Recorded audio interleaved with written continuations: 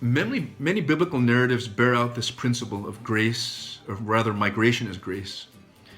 The call of Abraham is one primary example. God effected the salvation of the world through Abraham's obedience in emigrating, leaving his home of Ur. And through Abraham's faithful act of migration and the process which this set in motion, all the peoples of earth have been and are being blessed by God.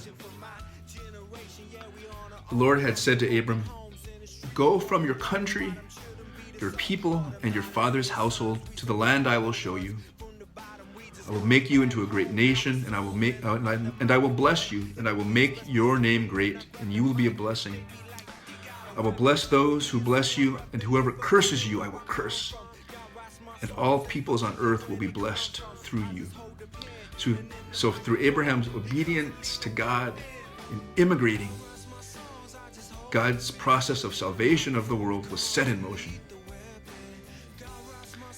Even Abraham's moniker, the Hebrew, which is found in Genesis 14:13, reinforces the special call of Abraham's migration.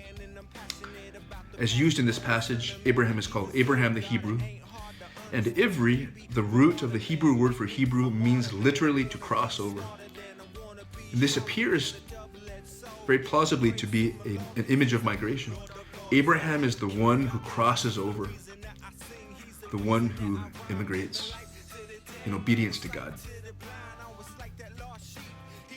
The patriarch Joseph offers another example of God using, in this case, a forced migrant as a source of grace for many.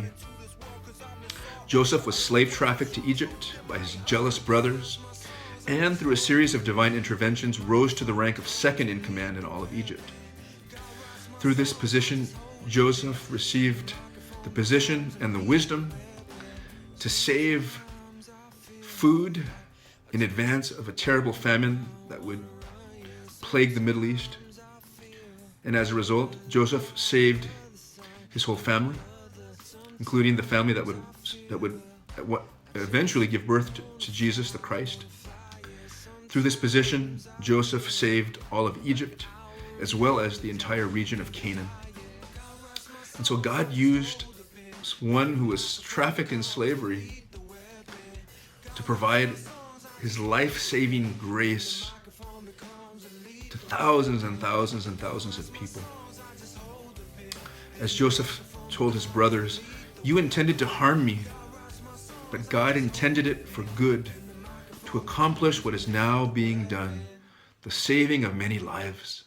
God's grace of saving many lives through Joseph, the one who was slave trafficked. Working in the other direction, the scriptures also indicate that God provides for the food and other basic needs of immigrants when host countries are faithful to notions of biblical hospitality. In Genesis 12:10, Abram, not yet called Abraham, flees to Egypt to find food and escape famine. Ruth emigrates from Moab with Naomi to Bethlehem in search of food, and through this process becomes a mother of the Jewish and Christian faiths.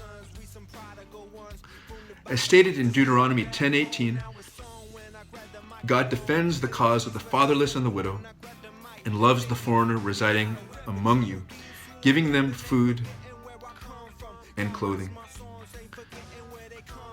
Next, we will discuss God's provisions of systemic and structural justice for immigrants in the land.